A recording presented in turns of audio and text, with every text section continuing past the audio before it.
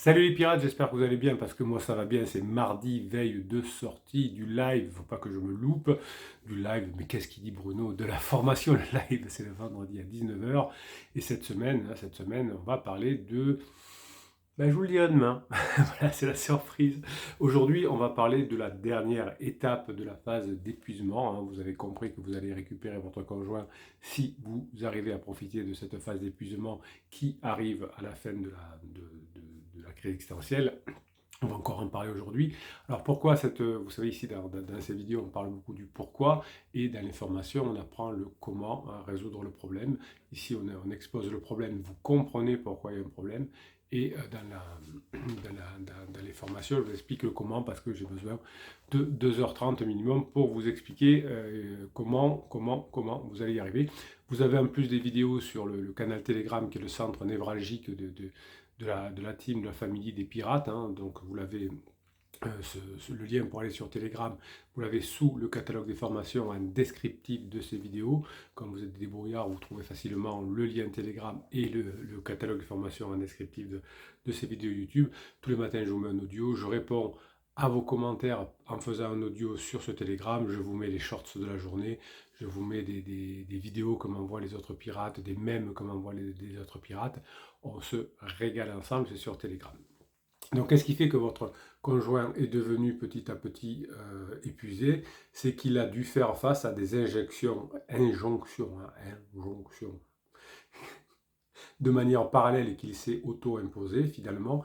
D'une part, le lâcher-prise, je veux ma liberté, je veux maintenant, c'est la fin de la crise existentielle, c'est la fin de la phase de sécurisation, je veux lâcher prise, et ces connaissances sur cette attitude finalement, pour avoir un impact positif sur le bien-être, ont été évidemment largement galvaudés par des psys, par des coachs, hein, ce qui font que finalement le développement personnel en général, les thérapeutes de quartier, etc., ont beaucoup parlé de lâcher prise, ont beaucoup parlé de réussir sa vie de liberté, mais n'ont pas vraiment parlé de maîtrise de soi et de contrôle. Et donc finalement, une deuxième injonction qui a fatigué vos conjoints, c'est à la fois effectivement, vous avez compris, le lâcher prise, mais aussi le contrôle, hein. Et comme on ne peut pas contrôler et lâcher prise en même temps, si on ne sait pas le faire, si on ne s'est pas formé correctement, eh bien on finit épuisé parce qu'on veut les deux en même temps. Vous les pirates, vous avez une énergie, une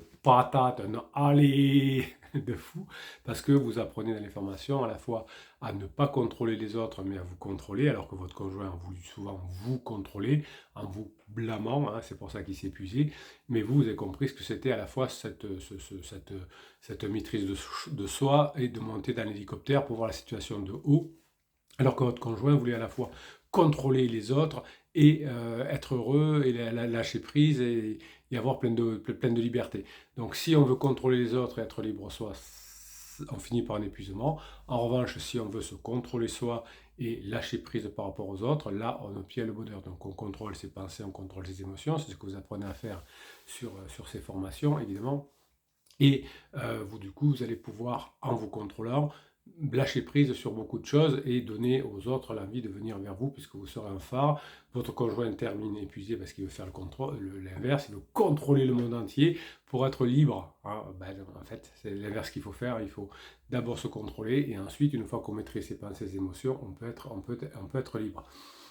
Dans un environnement toujours plus compétitif par rapport au bonheur, hein, si on regarde Instagram ou si on regarde je sais pas quoi, TikTok ou je ne sais pas quoi, on met une grande pression effectivement, hein, sur les êtres humains en disant regarde cette personne comme elle est heureuse, comme elle part en vacances, comme elle mange bien au restaurant, etc. Et évidemment, hein, comme sur ces plateformes, on ne montre qu'un envers du décor, on montre que le décor et pas l'envers du décor. Évidemment, hein, ça peut perturber une personne en crise et l'aider ou tendre finalement à faire qu'elle va finir épuisée.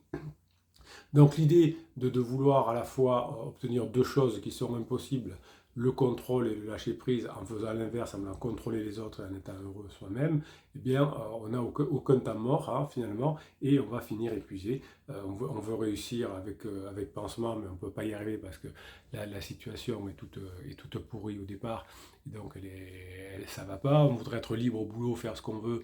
Et évidemment, vous savez qu'aujourd'hui, comme hier et comme demain sûrement, si vous êtes salarié ou si vous avez des clients, c'est pareil, eh bien, vous avez une forme de liberté qui est entravée.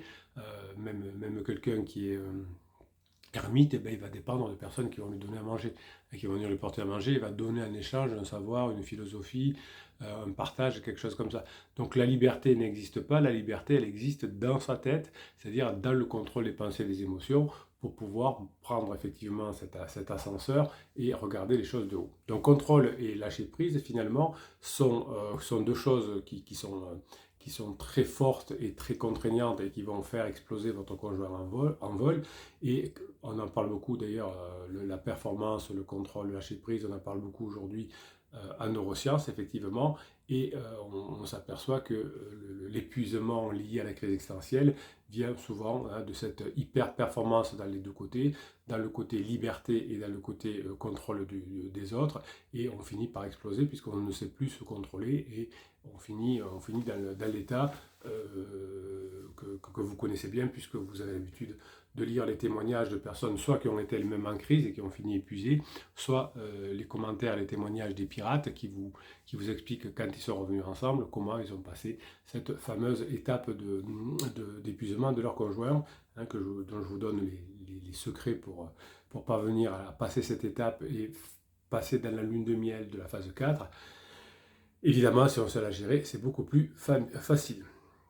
Donc votre conjoint s'est épuisé parce qu'à la fois il voulait être libre, mais il y avait des injonctions du type il faut quand même être un bon papa, une bonne maman, aller à l'heure au boulot et repartir à l'heure, avoir une forme de performance au boulot, c'est-à-dire qu'on nous demande, etc. Mais quand on se couche tard, quand on va voir pansement, quand on ment, quand on veut faire la fête avec des potes, etc., eh bien on ne peut pas à la fois faire, surtout quand on a la trentaine ou la quarantaine, on n'a pas la capacité de récupération que l'on avait à 20 ans. À 20 ans, on a un corps qui peut récupérer rapidement parce que c'est fait pour faire des enfants, pas pour faire la fête, on ne peut pas faire des enfants.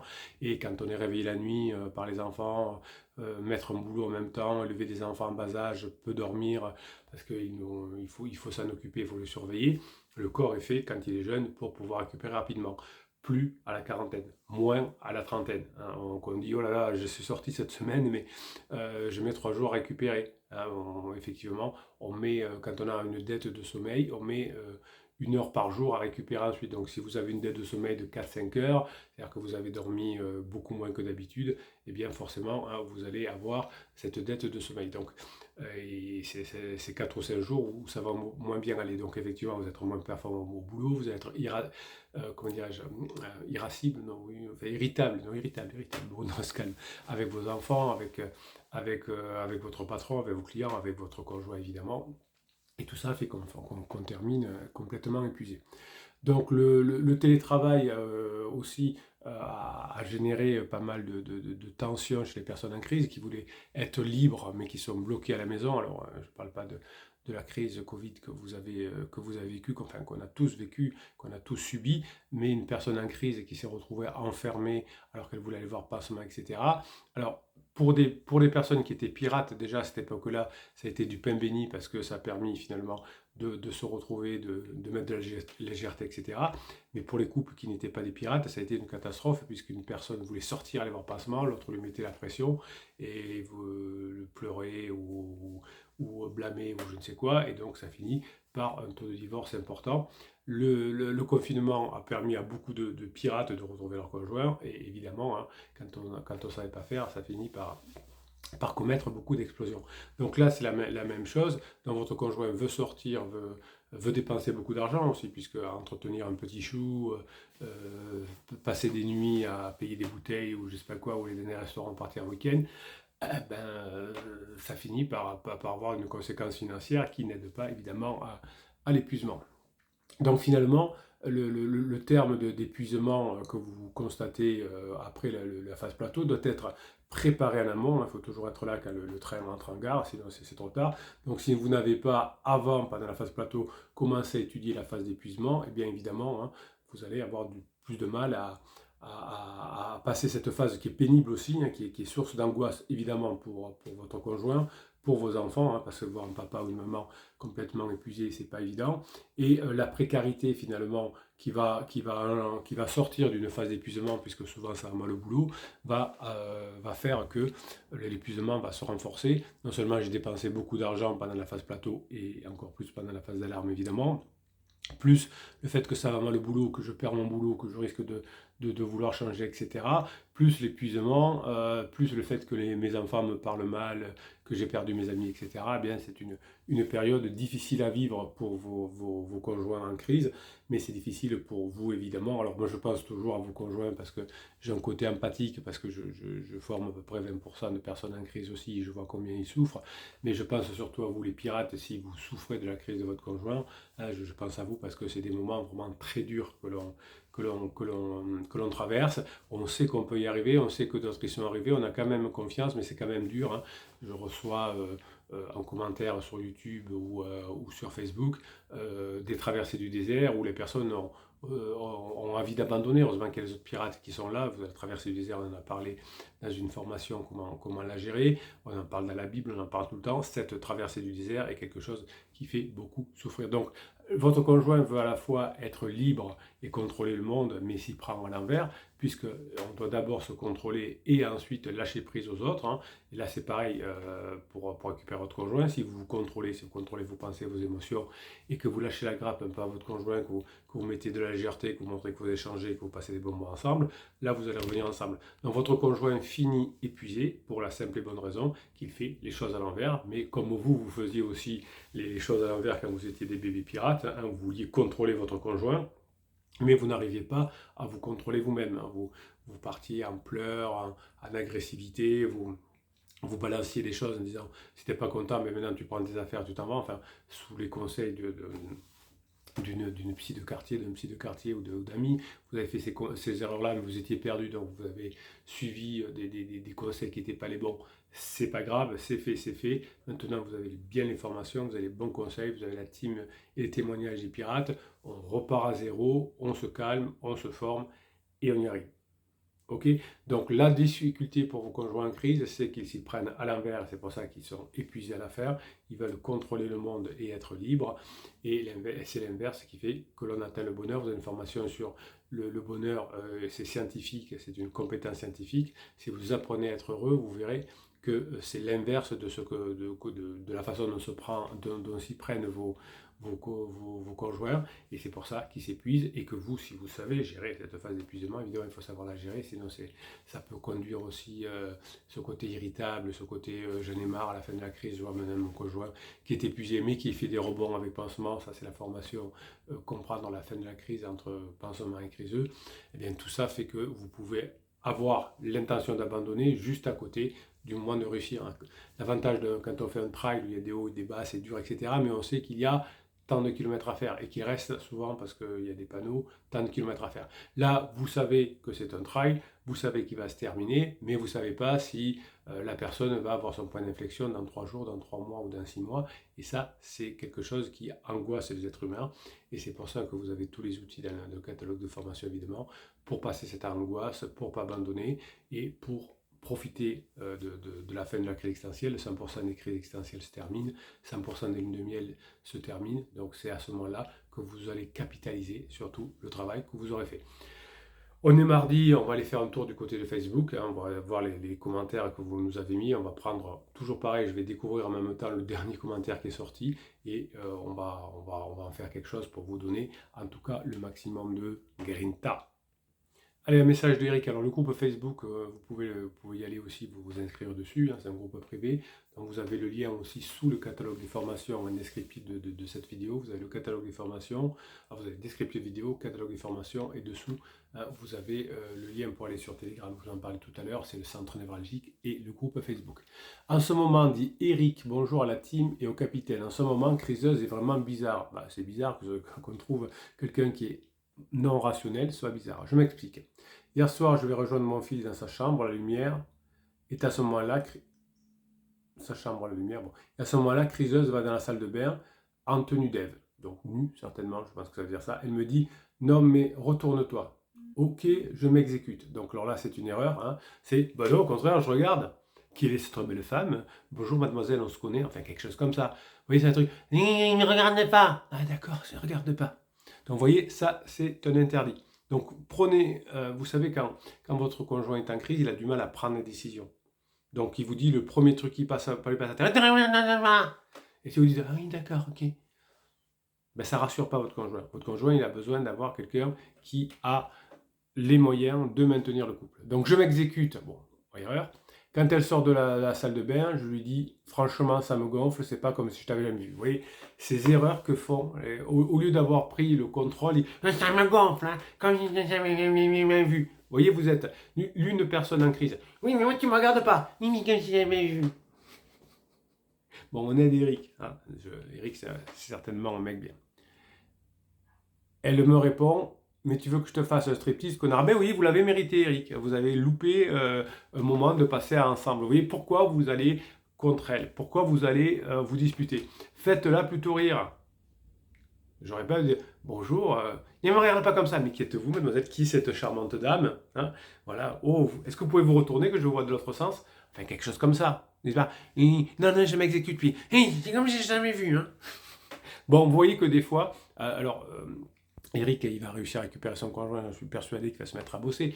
Mais voyez, pour vous qui avez avancé, quelles sont les genres d'erreurs qu'on peut faire quand on est bébé pirate.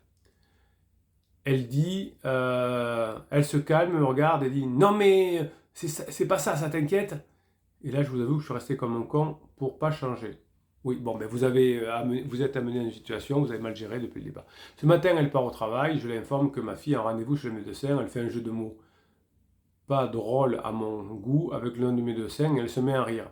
Oui, ben, il y a des hauts et il y a des bas, donc pensez à mettre beaucoup de légèreté. Donc là, quand elle fait un jeu de mots avec le médecin, allez-y, continuez, il y a de l'humour, saisissez la balle mort, plutôt que de dire, oh c'était nul ton jeu de mots. Non, continuez. Je sais pas, si elle dit, il s'appelle Monsieur Jardinier, demande-lui s'il a planté des tomates. Vous répétez, ouais, ben, c'est pas des tomates, c'est des concombres parce qu'il en a une autre utilisation. Enfin, faites quelque chose. Utilisez, là, elle est en top, marquez des points. Hier soir, elle est en down, ne rentrez pas en conflit avec elle. Donc, vous voyez que, alors, ça rejoint la vidéo, c'est que vous êtes dans le lâcher prise, vous regardez, vous suivez les conseils du capitaine, vous voyez dans les vidéos, dans les commentaires, comment je pourrais mettre en application. Ben là, vous avez une preuve que si on fait les choses à l'envers, c'est dommage, on a loupé 2 étapes. Hier soir, d'éviter de se disputer en étant plus léger, et ce matin, de marquer des points parce qu'elle était de bonne humeur. Voilà. Cher ami pirate et capitaine, que doit analyser par rapport à cela? Que pour l'instant, vous n'avez pas encore assez bossé et qu'il y a du travail à faire, mais que si vous travaillez, hein, vous voyez que vous êtes dans une situation tout à fait traditionnelle, votre femme est à la maison, elle est assez haut, elle est assez bas. Bon, vous avez le marché en main, à vous de voir si vous voulez vous y mettre, Eric. Passez la journée que vous méritez, mes pirates adorés. On se retrouve dans la journée sur Telegram, sur Facebook. Je vous fais des shorts, etc. Et demain pour la nouvelle formation secret.